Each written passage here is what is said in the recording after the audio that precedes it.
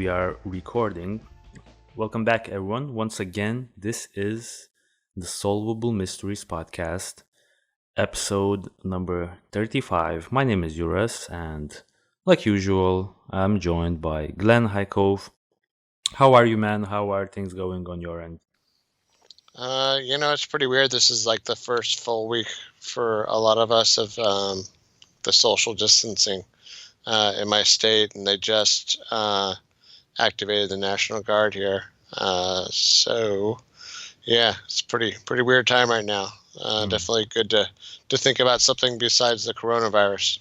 Yeah, I mean, like on my end, I feel like I have been looking into the whole situation for multiple months now. It's actually like getting boring, even though like it's now on our doorsteps. It's like I don't even pay that much attention to it anymore because like it's I'm just not gonna let it like consume my life or anything like that. I have things to do, but right, things are definitely interesting on that end. But yeah, I guess like I've lost interest in covering it, and so on. So today, I guess we're back to our like to our roots pretty much because we haven't really covered a true mystery in a while. All the prior episodes were not necessarily mysteries, but like interesting cases or coronavirus updates. And right now, we're actually going to covering a mystery, which is, once I've looked into it, I feel like it's definitely one of the more interesting ones out there. It's reminiscent of Madeleine McCann, John Benet Ramsey, things like that. So without any further ado, we are obviously talking about the disappearance of William Tyrrell. So right off the bat, I'd like to know if you heard about this case, prior to me mentioning it to you, or like in your like I don't know when it happened in 2014. Like, have you had your tabs on this case? No, I'd never heard of it. It's interesting because it seems like it was big, like how Madeleine McCann was big. For England. So yeah, it's pretty. It just looks like it's like a really big, high-profile Australian case. Right. I mean, I feel like it's I could be wrong, but like they say that this case was probably the biggest missing child case in Australia. At least in recent years, I couldn't really find a a case that was like had more media attention than this in regards to like a kid missing. So if you're watching this on YouTube, you can see William Tyrrell on your screen right now. He was an Australian boy who disappeared at the age of 3 from Kendall, which is a small town in New South Wales. He disappeared on the 12th of September 2014. He had been playing at his foster grandmother's house with his little sister, who was in fact his bigger sister. She was a year older than him, and he also was wearing a Spider-Man suit, which is really, a quirky thing in this case. So this is him, basically around now. I've heard like from different sources. Some people say that this picture was taken a few minutes prior to his disappearance, and then other people say it has been taken like an hour prior to his disappearance. Now I'm probably leaning towards an hour because minutes before he disappeared, he was actually playing with his sister on the porch, and they were playing a hide and seek, like some sort of a hide and seek version that their family pretty much created, where if someone gets caught, they starts like roaring like lions, like little kid stuff. So they were playing this hide and seek, essentially like their own version of hide and seek. And then I have a perfect infographic to explain how things really went down. Let me just find it. Right, so this is the infographic I was talking about, just to give our audience a better perspective for people that probably have not heard about this case. As you can see, William and his sister was playing on this porch right here with his mother. So I assume the picture in the Spider-Man costume that we see here was also like taken on the same porch, right? And in the background you could actually see his sister. So they were playing on the porch. William's foster grandmother and foster mother, they were actually watching them, him and his sister. But then his mother went to grab a cup of tea for a few minutes or something along that line. At least that's what she stated. And then at the same time, William actually wandered off. Now you could see like this little arrow pointing, and the whole I guess route grayed out where William actually went. So he went to the I guess backyard of the house, and then as you can see here, William runs around to the back of the house underneath the balcony several times, hiding from his sister. So it was not something that, it was not unusual. So I guess that's one of the reasons why the grandmother and mother, like foster parents, they didn't really think much of it when he first did that. So, you know, it was probably, they were probably thinking that he just went to hide. But then at 10:30, William's mother realizes after several minutes he had not came back and goes looking for him. And then, you know, a whole big search with all of the neighbors ensues. And after 15 minutes late, after they cannot find William in those next 15 minutes, William's mother actually calls the police. So that's like the general, I guess, like the general gist of how he went missing. So any initial thoughts on how he went missing, and like do you see any like interesting details that this whole disappearance had? Yeah, it's interesting. When you and I were doing the research for it, and it was funny because you and I were literally watching the same YouTubes at the same time. It was funny. Yeah, it's like we both had the same spare time at the same moment, even across time zones. Yeah. I was watching it, and I was like, oh, it was an interesting looking house. So it's sort of weird because like you said, that diagram there, the backyard, that's the backyard area, is like pretty flat, and then there's like this like really, I can't tell from the photo you saw. What I saw on the TV show was like this big sloping hill down towards a road, and it's weird because I think I wish that they'd You're shown probably kind of talking about this area, right? Yeah, there's like this. There you go. It was kind of hard to see which one was the exact house. I think it was this one, man. I had the same situation like prior to recording this show. I was trying to figure out which one, right? Yeah, I was trying to figure out which one the house was and how I figured it out. Now I'm not certain how credible my theory is, but like you can see this house right here, right? You can see like this side of the garage area, or like this, whole situation. Like you see this area where I'm pointing, right? Yeah. And remember this, and then let's jump back here. Now look where I'm pointing, Okay. So this is my line of thinking, because the other two homes don't have that. So at first I was pretty much convinced that it was this place, because some other YouTubers actually showed this place. So I feel like some YouTubers actually got it confused, because I'm certain it was not this. Yeah, no, and the one on the TV show, and it was weird because it was kind of a brownish. One, right? It looked kind of like that one, but I feel like they showed this one. So it really messed me up, because I feel like this one was shown on TV. This one, some YouTubers got mixed up, and I really feel like this one is the correct one. Like that's just how I feel, That's just and maybe what I keep seeing is the other side of the house was what they were pointing downhill. Okay, yeah. So like the whole thing about this was what's not like super obvious, See, even yeah, from the TV it's shows we watch. There it is. Yeah, you're right. That's totally it. So yeah, there's that big downhill to the road, yep, yep. and then and there's that weird balcony. It's kind of a strange house. It's a Like it's strange house. You would not expect it yeah to be that big from like the other side that we just watched, right? It's like yeah. It almost looked like an apartment building when I first saw it. I was like, that's an apartment or something. It's you know what I mean. it's Looks like a multi-unit yeah, but it's building. because it's on this hill, right? That's Yeah. probably it. Yeah.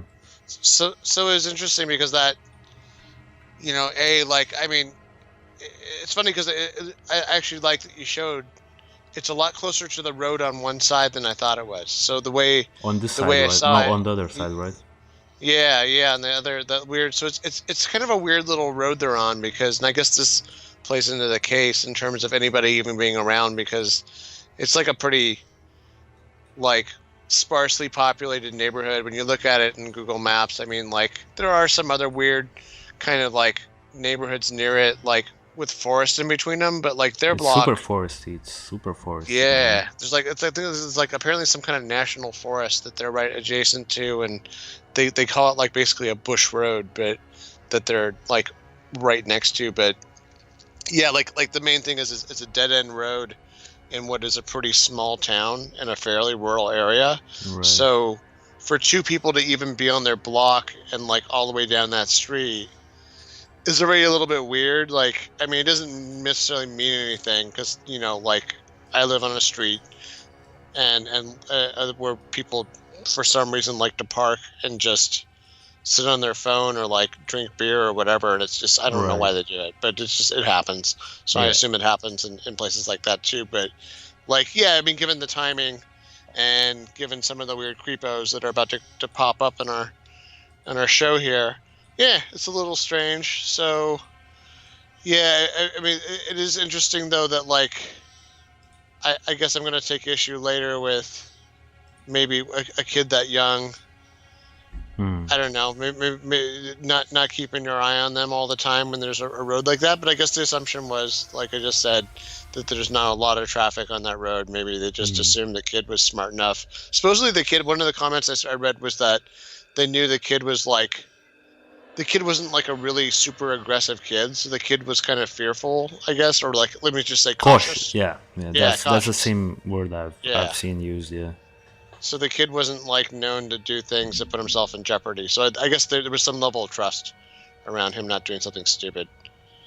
Oh yeah. I could, now that I look at it, if this was, for say, a highly populated area, maybe that would be a bad idea. But probably given the fact that they were playing hide and seek, and William was probably throughout his life he probably hidden all of these bushes, so on. He probably explored everything here, and I would assume he did most of the exploring by himself, and always would come back to home. So Right. probably the grandparents and the foster parents, they probably were thinking that this was just a regular attempt at hiding from his sister, because they were playing hide and seek. So it is interesting to note one other thing is that you could probably see that this is a dead end, even though like on Google Maps it still shows that this area could still be drivable, and it almost like seems like a road, but it's actually it's completely it's a complete dead end. So that's Yeah. another interesting fact that I actually thought that since the investigators were like there were only like two roads where the potential kidnappers could have drove off, and I literally only see one, like there.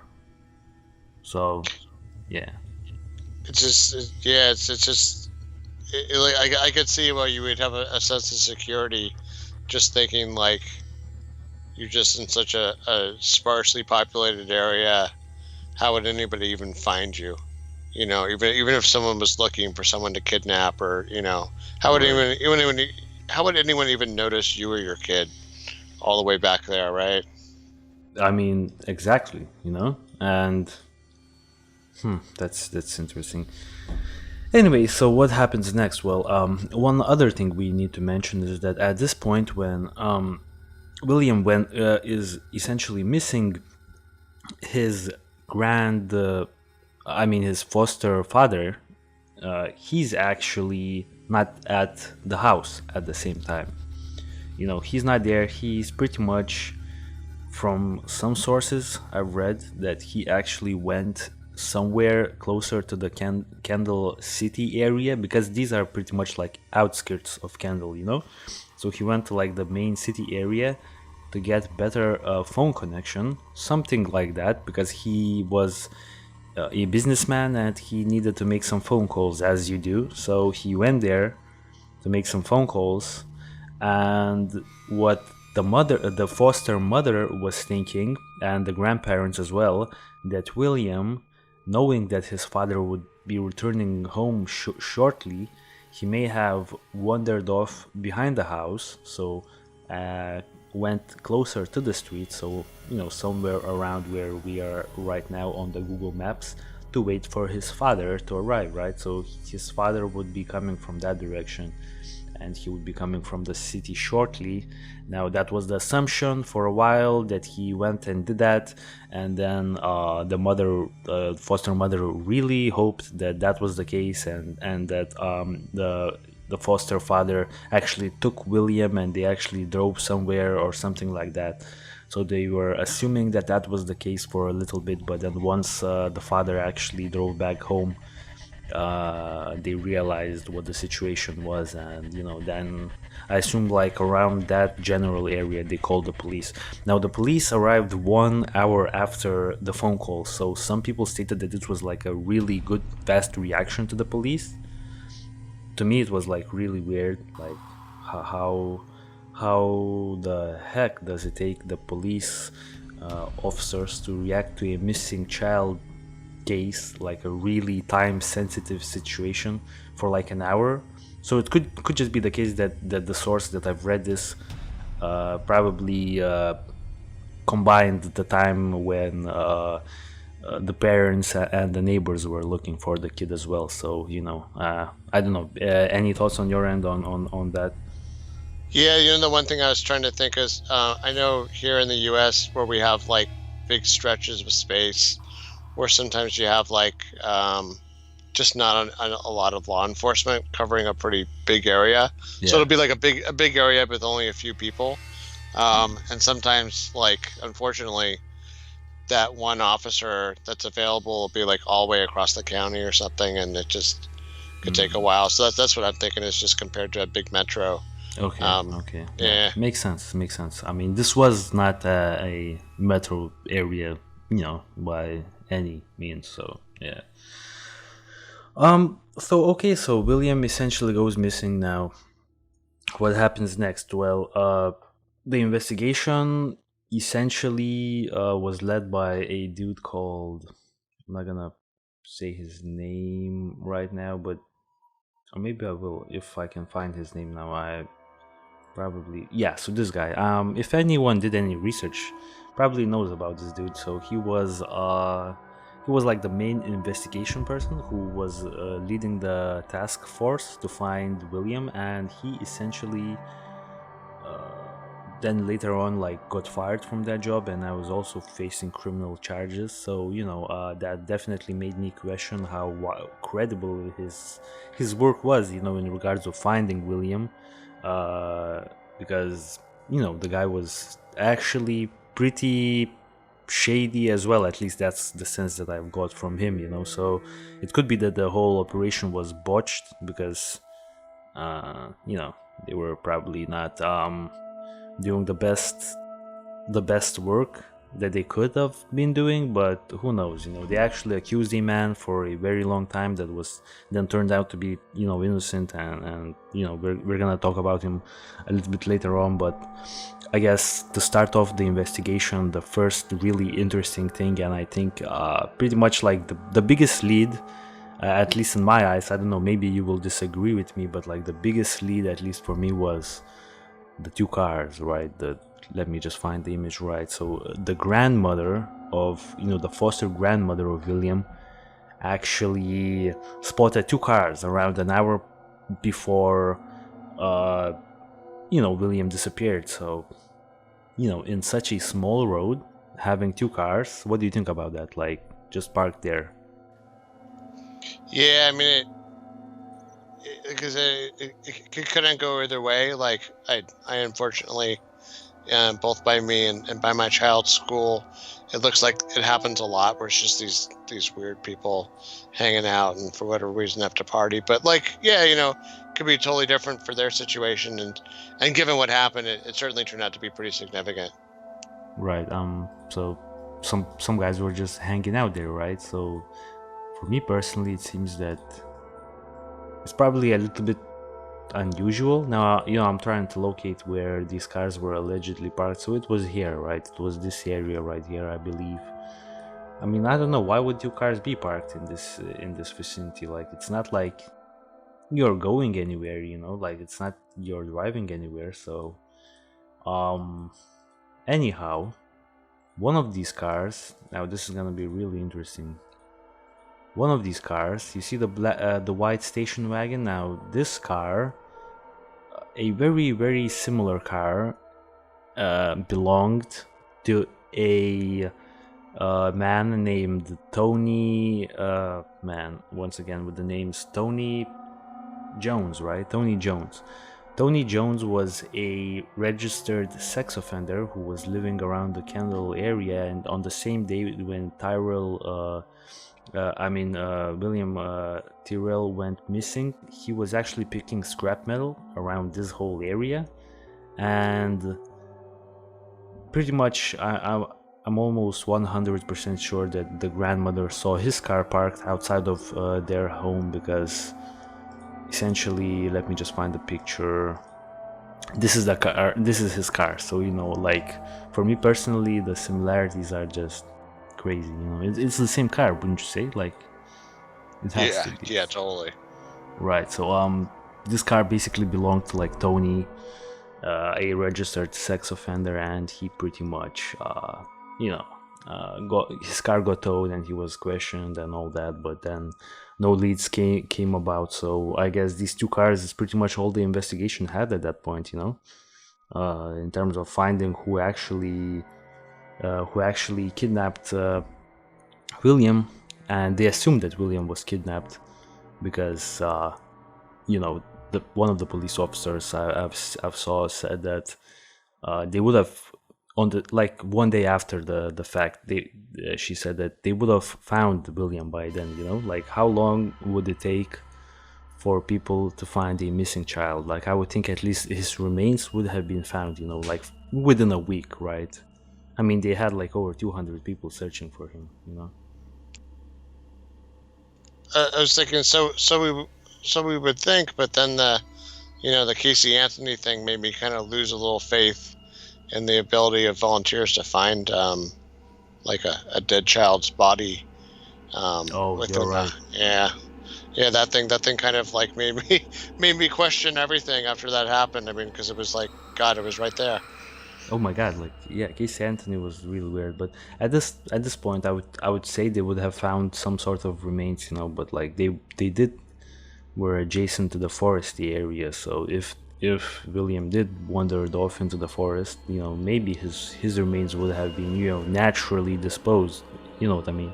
Because there's probably some animals living in here, and things like that. So you would think that they would probably naturally be disposed, but who knows at the same time.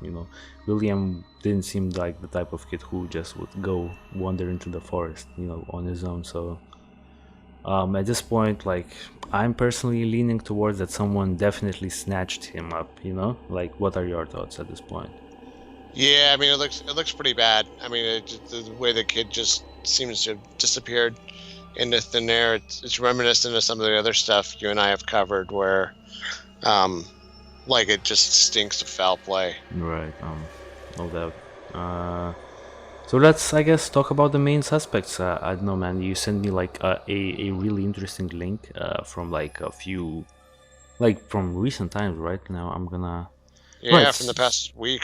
Right. So, what's it all about? Like, it's a little bit of a tricky situation with all the suspects, but it's about a man who essentially, on his deathbed, he confessed that he drove his best friend, Frank Abbott. Right. So he drove his best friend and William on the same day that William disappeared.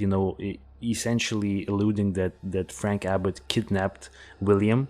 He drove 300 kilometers away from Kendall, from where William was staying. So that's really weird. But at the same time, this man was on his deathbed. He was a registered sex offender, as well as Frank Abbott. So I don't know, man. What are your thoughts on like the credibility of this recent, recent situation? Yeah, apparently there's like a whole bunch of testimony around this from people that it's kind of convoluted because there's so many different articles and like the one I sent you definitely could have been written in a more clear manner because it's like this person said this about this. But anyways, there's a bunch of testimony, kind of character witnesses and stuff like that about this Frank Abbott guy, who I think also lives in the area, and there's just a lot of weirdness around him. And then apparently he's always acted kind of squirrely and creepy. But one of the things that he's been alleged to have said in kind of the years since this thing happened, since William disappeared. 2014, yeah. So it's been 6 years. So during that period, it's like he lives in the area, and he kept on saying that, like, oh, this one area over near kind of the same neighborhood. He claimed that it smelled, this one patch of ground smelled like something was dead there, and he goes, oh, I know what a dead kangaroo smells like, and this was no kangaroo, but then he said something weird like, oh, but I'm not gonna go tell the authorities or bring them there because they're just gonna blame me. So it just seemed weird because kind of you know what I mean? Like it reminded me of that's crazy, yeah. You know what I mean? When somebody's trying to like, I mean, either when somebody did something or somebody set something up and they're trying to have it be discovered and they're trying to look innocent, and then it just to everybody that knew this guy said, that sounds weird. And apparently he's bragged about other kind of weird, creepy things before, like supposedly about having gotten away with murder somehow in some other case, not even this case. And then there's also some weirdness about him supposedly having said things about one of the other suspects in this case. Right. So it's just like this weird tangled web of stuff. So then like this kind of weird deathbed confession from some associate of his who claimed that he had picked up Frank and the child from behind a school, like a shed at a school, in that same Kendall area, and then for some reason, I don't know why he would do this, drove them 300 kilometers to another location. It's so hard to tell, like, what is real and what isn't with this case, because like we've seen things like this before where everybody gets excited, like the John Bonet case, I think was so notorious for having so many different false leads of things that seem plausible and people that confess to things, and then it turns out, they were just completely full of it. But yeah, I mean, it seems like the authorities are at least taking it pretty seriously in terms of just getting a lot of different people's opinions. I can't seem to find Frank's face or who he was. It's probably not this person. This is like a PhD, so probably not the same guy. So I don't want. I don't want to keep showing like innocent people's faces. Yeah. So let's move that along. Yeah.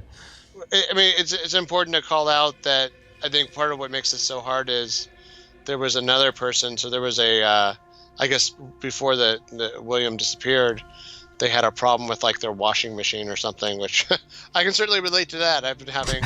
Yeah. That's like, I've heard that. That was like our running joke, how my washer and dryer seem to break every 2 years. So, so this Bill Speddy. This older gentleman who lived a little ways away, and interestingly near one of the other suspects, and it had some kind of Tony Jones. accusations. Tony Jones. He lived That's right. near Tony Jones. I'm not Yeah. sure if they spoke or knew of each other, but this guy, Some right? weird. Yeah, right. Before Yeah. you go into like this whole story, I just want to give a quick background. I mean, I'm sure you were going to mention it anyways, but like this guy, Bill Spedding, that you see on the left hand side, he actually had sex offender charges as well. So it just seems like everyone has sex offender charges, in Australia. Like, what is that all about? What's Like, going on? it's Yeah. like a ring of like people who all live in the same little town and they all have sex offender charges. So I don't know, man. It's actually makes you question the charges a little bit. You know what I'm saying? Because yeah, What? Yeah, it's like either that or is it like they just cast a really wide net, so they literally, I mean, maybe like once again, it could be just incredibly bad luck by a couple of people, like the Tony Jones guy, and then this guy. So this guy, he actually serviced the washing machine, I guess, at the house a couple days before the disappearance, and so the accusation was, hey, this guy who apparently decades ago had some kind of accusation, but it had in the never been. 90s, yeah. Yeah, never been convicted of anything.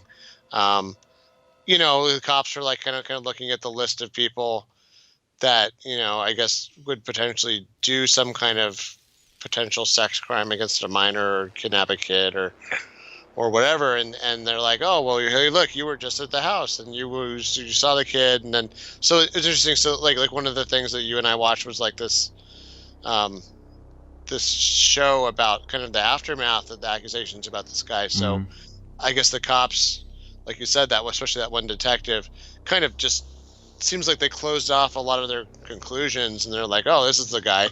And they came at him pretty hard. So they came at him with a lot of accusations, and there's like a whole taped interrogation, and they're kind of asserting they made some accusations in the interview, the interrogation, that were actually false. So they actually had their facts wrong, which is, I think, part of the reason why this guy's suing, and also because they made him look like a monster.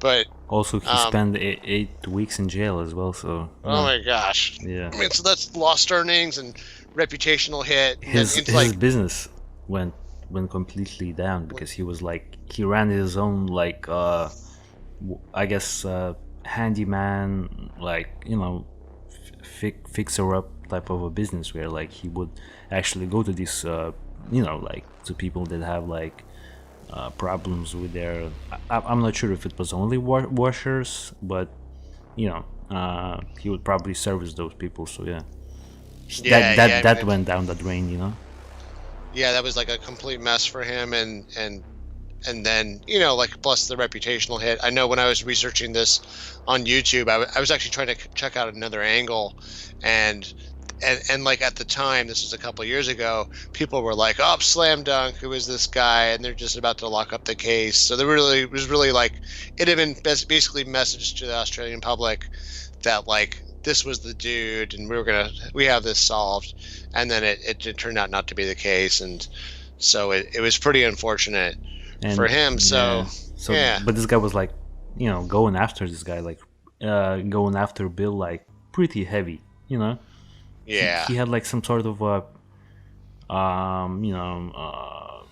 some sort of like prejudice against this dude, even though like a grudge or something, or something like that. It was weird. It was weird to me because like if I was going to like make a guess, if I had to pick someone who did the actual snatching of William, I would probably be leaning towards like Tony Jones, because he's like the more obvious like suspect here. You know what I'm saying? This guy, he actually is in jail right now. He got sentenced for some other stuff. And it's interesting that or the Abbott guy too, or who him. Also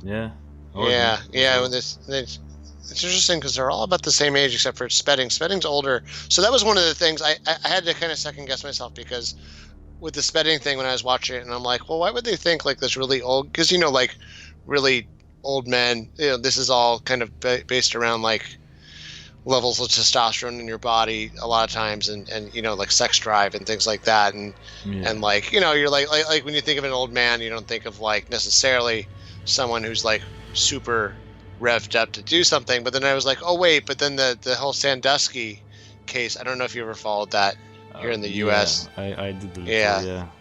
It was pretty awful, and that guy was definitely an older man, and he was I feel like committing all kinds of horrible crimes against children. So it's usually like older people. Like you never see like obviously you see like super like on the younger side pedophiles as well, but like it's usually like someone like Tony Jones. You know what I'm saying? Like I don't want to like be prejudiced to people who look like Tony Jones. He looks like an average person. He looks like an average man, but like usually they look similar to Tony, and the whole car situation. Like I just can't. Like one of the cars was like clearly Tony's next to their home. So I don't know, man. I don't know what to make of it. It's kind of it's an interesting like alibi he has, huh? Because like those scrap metal people, like there's a scrap metal truck that I see all the time around my house, and it is just honestly a couple of dudes that like they're almost providing like a service. Like there's some stuff where like I would rather not throw it out. So I know like like I know if I leave like a TV that doesn't work and I leave it outside my house, right, in the morning it's going to be gone. And it's like, like you know what I mean? No questions asked. Nobody came to ask me if I'm getting rid of it. Like they know. And then same thing for like certain big pieces of metal stuff. Like I leave it out there, like it was the trash, but it's not trash night. And then boom, like the next day it's gone because they know. But so you don't like want that to happen to your kid, like. Yeah. So it makes you wonder, like was that always part of the plan, that like, oh, I'm just looking for metal. So then is that like his little alibi for like doing? I don't know. This is I guess maybe the other it was thing you gotta wonder. Source of income. I don't know. Oh yeah, no, for sure. But like just makes you wonder, like all these guys except for Spedding, like the Abbott guy, like all these guys. I think the Abbott guy was like also doing like a fairly low paying, like scrap metal people aren't making a ton of money. So like all these people are doing, I think the other guy was living in like a trailer on someone else's property and doing like handyman stuff. So these aren't like corporate lawyers or something, you know what I mean? These are kind of weird fringe of society kind of dudes in like the backwoods. So yeah, it's a little interesting little profile of all these guys, how they seem like they're, except for Spedding, they all seem a little bit desperate and kind of, I don't know, kind of strange. Spedding seemed like he was an all right guy, at least from what I've seen. I mean, yeah, like this is like an image from that interview. So, like Spedding, to me, he seemed like he was a good dude.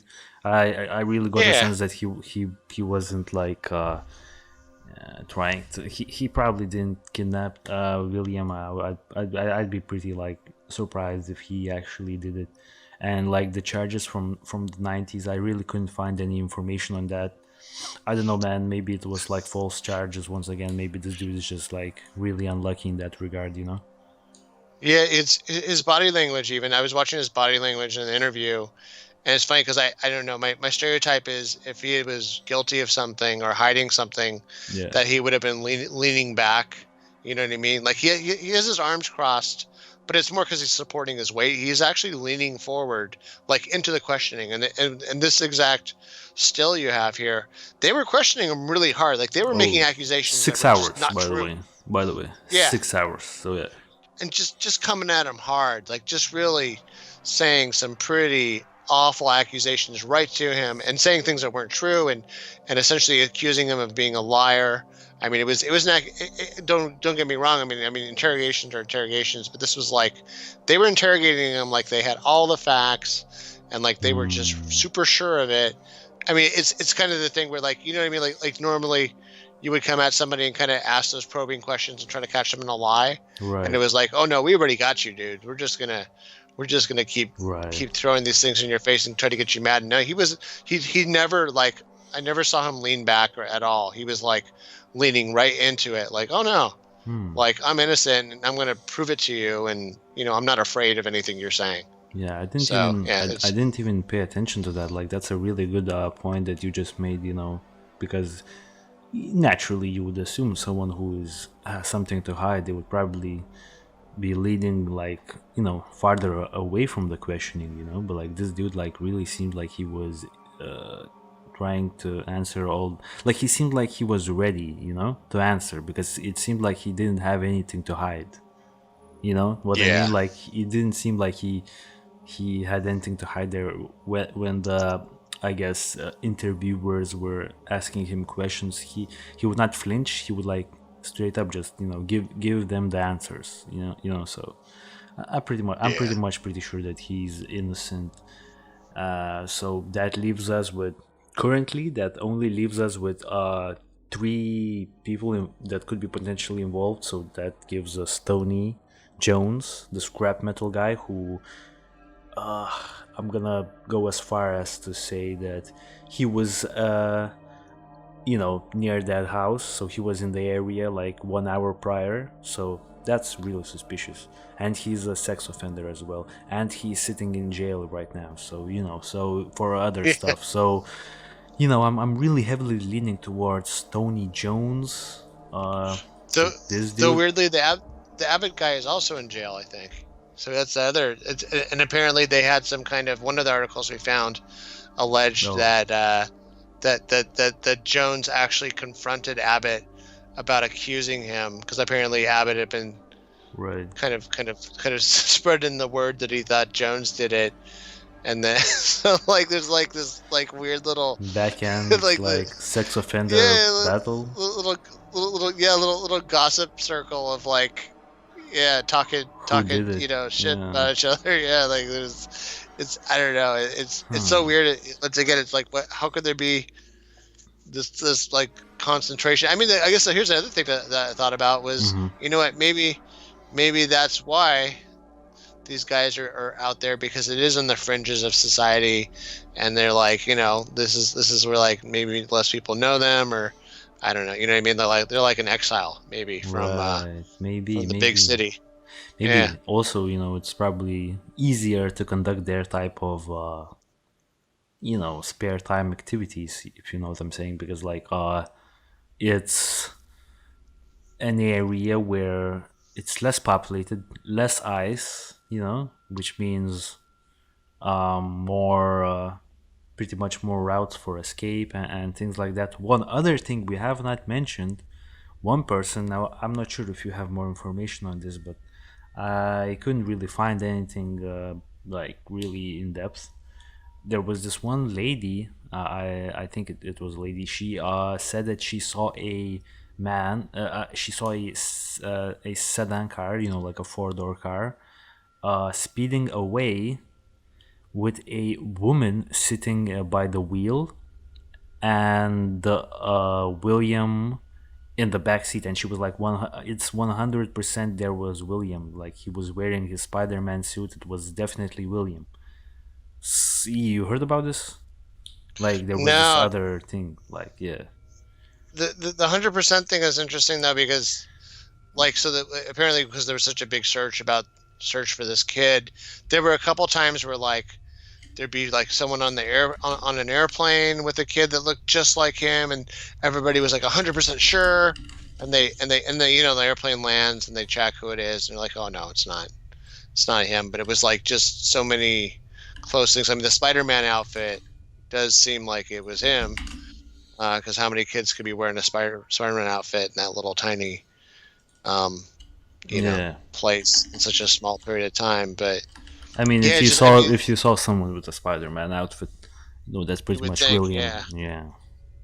Yeah, but just, I mean, it's like I've sort of, man, because of all the stuff I've been through with these different cases, and just the unreliability of witnesses. I mean, I've even caught myself Right.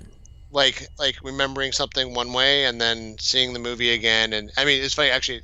Just as a funny note, I maybe, like, sometimes it is true though, because like I was watching Aliens 3 I hadn't seen Aliens 3 in a long time, and I was watching it with my kid, and I was like, oh man, I don't remember, Right. like I totally remember this one part, a couple of parts being different, and Right. I was like losing my mind a little bit. I was like, oh, there he goes, the eyewitness testimony being not reliable. And then I looked it up on Wikipedia, and it's like, oh yeah, there's a different cut of the movie, and that turns out what I was watching. So so you Yeah. work so So I you was reliable. so you were reliable. So Yeah, you just contradicted yourself, man. exactly.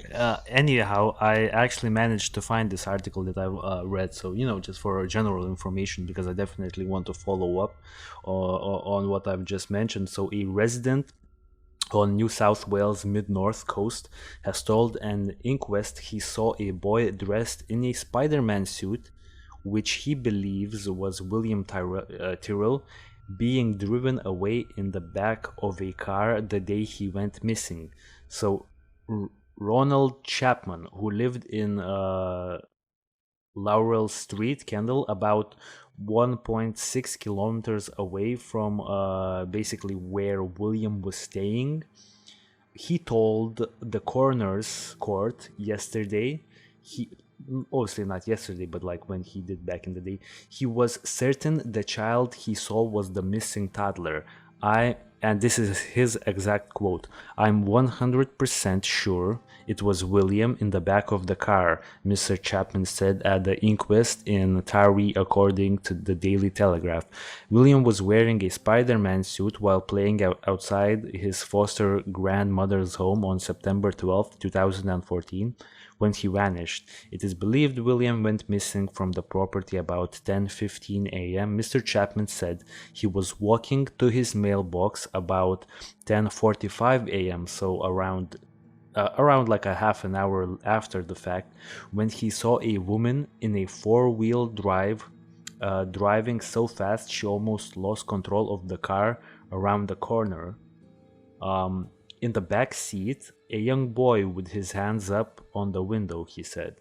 He added that he was wearing the distinctive suit and wasn't crying at the time. Detective Sergeant Laura Beecroft told the inquest last week that Mr. Chapman saw another car following closely behind the first.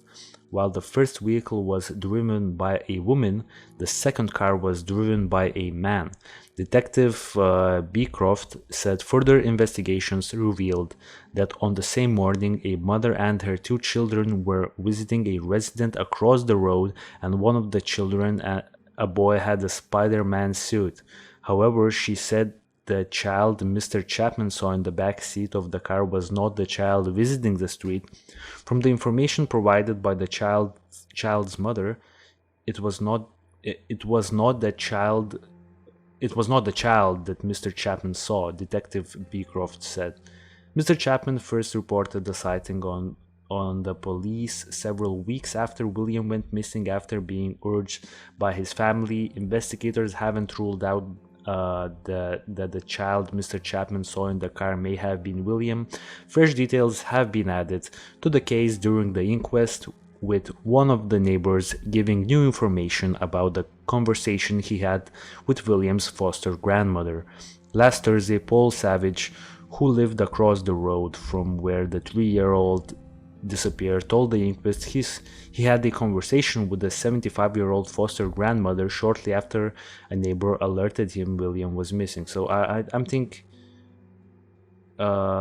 think we're going into a whole nother situation. But okay, so that's interesting, right? So there goes our whole thing, thinking that there was only one little boy with a Spider-Man suit in Kendall. Yeah. Yeah. It's like it just goes to show you there's so many frustrating like twists and turns in this case. I had one. I researched this partly just because the case was so infamous, but I did actually genuinely want to see if there was like a possibility that there could have been like something that wasn't a human being. So what if, because like Australia's got wildlife, they live right next to a wildlife area, right? Wildlife. I was thinking that we're going to go a different route here. Okay, wildlife, yeah. Bigfoot. Let's go with that.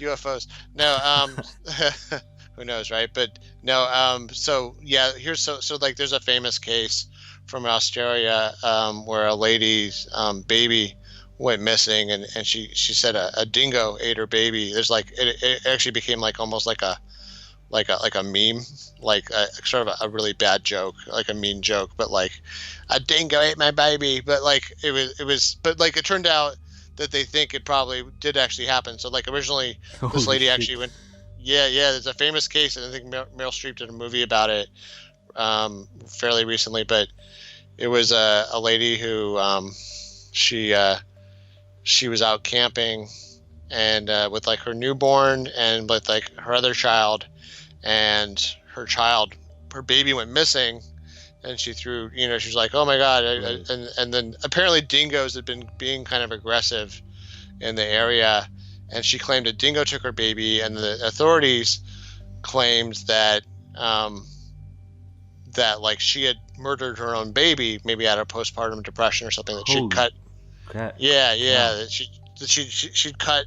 They claimed, and they claimed they had physical evidence. This is like, once again, it's kind of interesting how like cops can get something wrong or interpret evidence the wrong way, or something that's innocent can look like something that's not innocent. So they claimed she had cut her own baby's throat and then made up this excuse about the dingo. And then when everybody was looking the other way, looking for the baby or the dingo, she had gone and disposed of the baby somehow. So interestingly, whoa, that's a crazy story. I've never heard of this.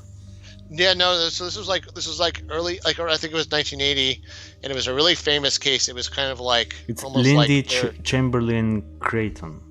I have Yeah, I this think- case. So yeah, whoa, yeah. So she holy. she was in jail for 4 years, and what happened was, they couldn't find any sign of the baby. And it's interesting because Right. when I was looking up this theory about a dingo, because dingoes are Australian wild dogs, and there's a big problem. They're so problematic in terms of preying on cattle and stuff. There's actually a massive long fence that they've built just to keep dingoes out of certain areas. So God they're damn. But then there's also people that like love dingoes and try to protect. It's like a whole controversial thing there. It's almost like Right. I mean, I have a clip here. Like we can play it for like a few, like a minute. So let's just like listen in on this whole situation, because I'm really curious now to find out what happened here. Like I know this is like we're straying off from the case, but like let's just look real quick. After the uncovering of new evidence there, the Northern Territory's government has acted on the advice of its Solicitor General and its Police Commissioner. 5.5 years after the death of her daughter Azaria, Lindy Chamberlain is free, and the Territory's Attorney General says she'll remain free no matter what the outcome of the new inquiry is. The Northern Territory government decided on the inquiry following the discovery of a baby's matinee jacket near Ayers Rock. Mrs Chamberlain on Wednesday identified the jacket as the one her daughter Azaria was wearing when she disappeared 5.5 years ago. Police Commissioner Peter McCauley says the jacket is significant new evidence. I can also advise that a short time ago His Honour the Administrator accepted the advice of Executive Council that the balance of Mrs Chamberlain's life sentence be remitted and that she be released from Darwin Prison. Mrs Chamberlain left the prison at 4:15 this afternoon. For her, it's the end to the life sentence she was serving for murdering baby Azaria in August 1980. The Chamberlains have always maintained, though, that Azaria was taken by a dingo. Mrs Chamberlain is being released so she can prepare for the inquiry with her lawyers. But regardless of its outcome, the Attorney-General says it's not his intention that she be returned to prison. The government says it will do whatever's necessary to set up the inquiry, including the possible introduction of legislation. Because of tests and forensic work, it will be at least 2 months before the inquiry is underway. Among the new evidence is a clothing label found at the base of Ayers Rock at the weekend. A pathologist who was a witness at the trial, Professor Vernon Plukan, says its discovery greatly strengthens Lindy Chamberlain's credibility as a witness. Blair Roots reports from Ayers Rock. So it's interesting because At the search area. It's funny because Right. you can see like so Right. Here's the thing: the dingoes apparently the stereotype about when dingoes kill something is that they make a big mess, that they go for the stuff. Like, I was even reading this in the Reddit comments that were like all over, blaming Spedding. They were like, well, dingoes always go for the stomach, and they just throw stuff all over the place, and they just rip something up. Right. But then and then on top of that, so that was one of the, I guess probably back then there was the same stereotype, but also with her case, Yeah. they were like, well, like there would at least be a body or something. And look, and the fact was, in her case, not only did they let her out after 4 years, and then it turned out they pretty much exonerated her. So they pretty much accepted that one piece of clothing proves that they found they only found it because some other dude fell off a rock. Some guy was rock climbing, he fell down and like either died or almost died. And when they were searching around there, I think he died. They were looking for his what was left of him, for like bones and stuff. And there's like some dingo dens, some dingo houses, basically, where they live there. And they're like, oh, here's a baby garment, and they tied it to what's her name's baby there. So then it's interesting because and then they were actually, when they did some tests, they figured out that dingoes could be really messy, but sometimes they could be really neat. So they said, like, if you actually had a piece of meat wrapped in butcher paper, it was not unheard of for the dingoes to actually unwrap the meat and just take the meat and leave the paper like unripped. So it's not consistent. They're not consistent, and I think the same thing in this case. So here's my thought. Okay. The only thing is like the area that area is not known necessarily for a lot of dingo attacks. And I looked at the list of dingo attacks. On one hand, like, none of them are in New South Wales. It's all different provinces of Australia. So, but, yeah. Oh, okay. So we're talking about William right now, right? That William could have gotten attacked by a dingo, right? Yeah. Oh, okay. Yeah. Just because my thing is, so like, it's interesting because part of the reason why that lady we just saw the news thing about why she wasn't believed was that it was kind of thought that like dingoes weren't strong enough to actually take down, or that they wouldn't actually take a kid, even though they'd seen a lot of aggressive behavior out of them, and they'd been known to kill livestock. For some reason they thought, they act a little differently around humans. But the fact was that even since then, since that case in the 80s, there was a 9-year-old who was attacked and killed, and his skull was crushed. I mean, by dingoes? By dingoes. It's a pretty big kid. Damn. So, and there have been other cases of dingoes trying to drag away children, and so like a 3-year-old. So here's the thing. In the same videos you and I researched, there were like things with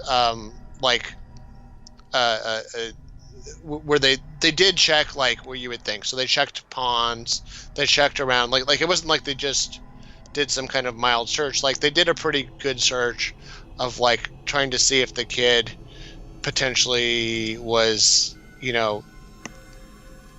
drowned in a pond or had been ripped apart by animals. But I think there's still a big question mark to me, because look, like they tried before. They tried to find a dead baby before, and they didn't, and they still have never really found the bones. Like, it's possible that the dingoes could drag a victim away like pretty far, to the point where you'd never see that kid again. So I don't know. That was my only thought. Right. Okay.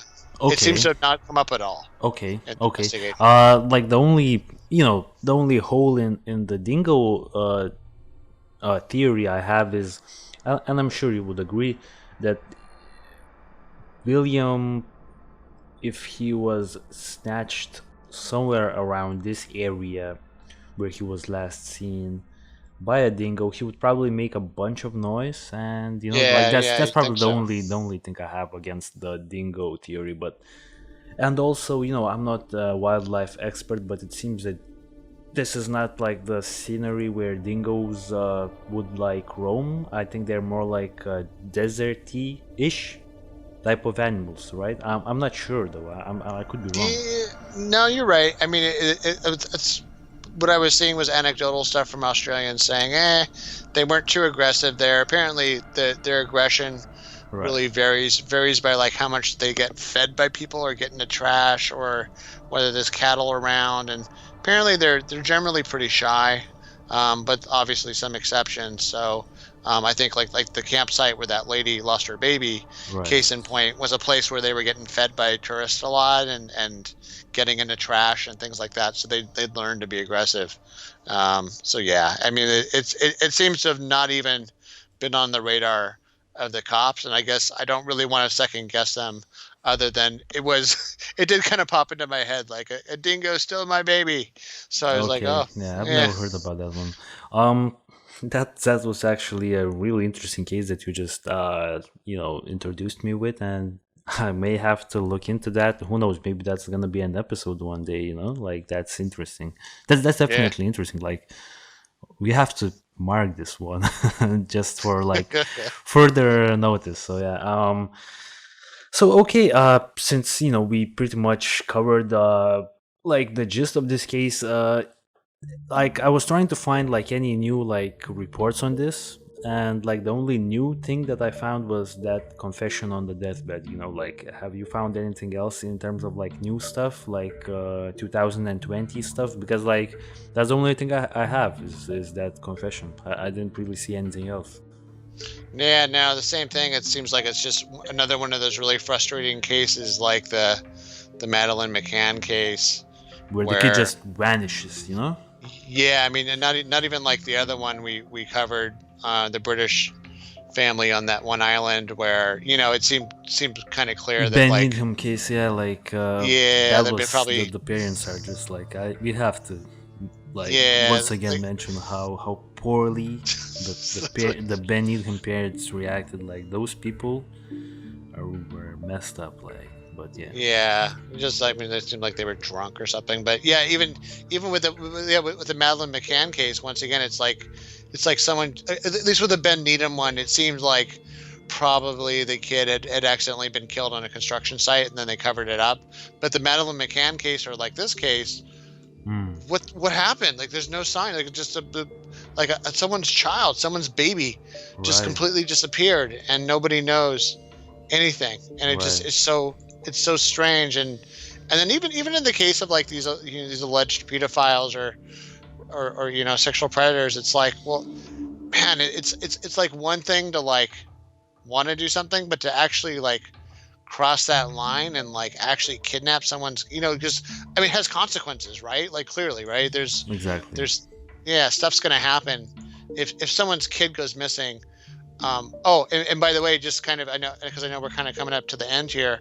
The other weird little twist with this thing, which I don't really know what to make of it, but it was interesting because when I first started, for a good chunk of the time when we were researching this, I was like, oh, these are the kids, these are William's parents, but it turned out it's actually his foster parents. So that was kind of the part I glossed over, and apparently most of the Australian public didn't even know that until 2017. Exactly. When finally they apparently what happened was these were the foster parents that had lost the kid, and then we don't really know why he and his sister were in foster care, so that's a big question mark.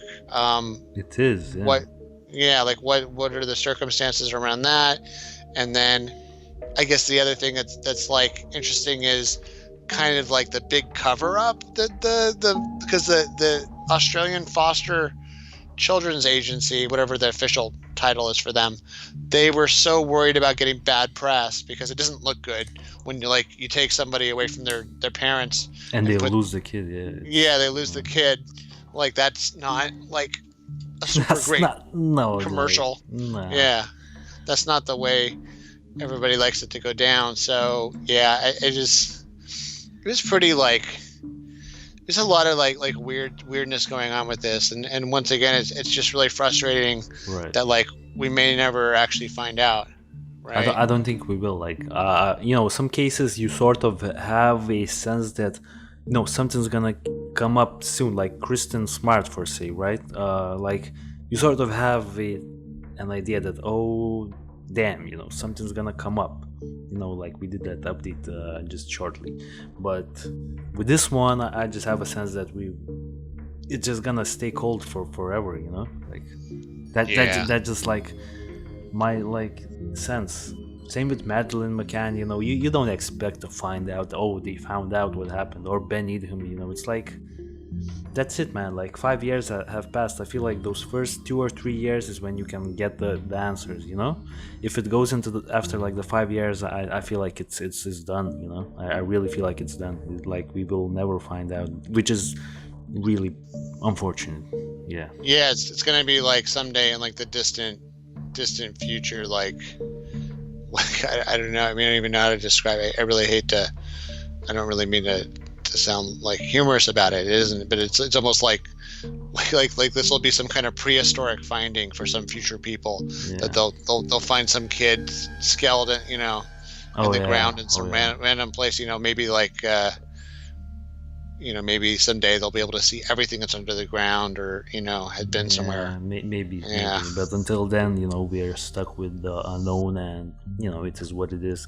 So pretty much, in conclusion, I guess episode 35. On my end, I feel like if I had to make a guess, I would probably guess Tony Jones. Like that's just my guess. That's just what I'm going with, because the guy was picking like scrap, around the same area. He's connected to a lot of pedophiles. He's a pedophile as well, so or allegedly, So I'm going with Tony Jones. He just seems like probably the guy who did it. The second, the guy that comes second for me is what's his name? Abbott. Yeah, Frank Abbott. So these are like the guys, like either Tony Jones or Frank Abbott. Like I just don't see anyone else. And what about you? Yeah, I mean, I'm kind of going with the same thing. I mean, the car thing kind of makes me go towards Jones. The Abbott guy could just be a big mouth, so maybe that's just why. Maybe just he can't keep his mouth shut to even like save his own skin. Right. So maybe that's just his problem. But yeah, it's pretty weird. Yeah, it's pretty unfortunate, and yeah, I mean, it sounds like kind of the last things I was reading were it sounds like law enforcement has pretty much given up on ever finding William alive. I think at this point they're treating it like a. I think they said they're treating it like a homicide investigation. Yeah. So. Well, I would, probably do the same thing in their shoes at this point. But yeah. Anyways, so this has been episode 35. I mean, anything you would like to add, or are we good to close the episode, because I'm pretty much ready to do it. I think we're good to close it off. Thanks everybody for your viewership. Please hit subscribe. We're happy to see our subscriber numbers continue to grow. So thank you. You do your part by listening and subscribing, and we'll do our part by bringing you our interesting cases and analysis. Exactly. This has been episode 35, guys. Catch us next week. We will be certainly covering some more interesting mysterious unsolved cases, and this is it for us. We are signing out. Stay safe, protect your family, and peace out.